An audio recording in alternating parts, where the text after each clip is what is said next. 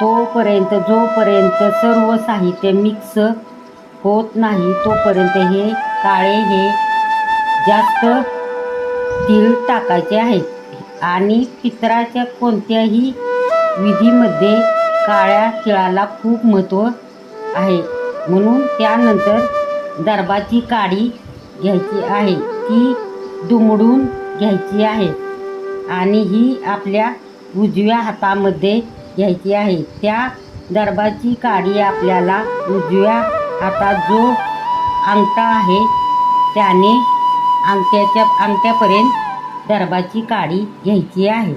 महिलांना सासरचा आणि माहेरचा पितृदोष लागत असतो। माहेरच्याकडे म्हणजे तुम्हाला जर वडील नसेल, आई नसेल, आजोबा नसेल, पणजोबा नसेल तर अशा तिन्ही पिढ्यांसाठी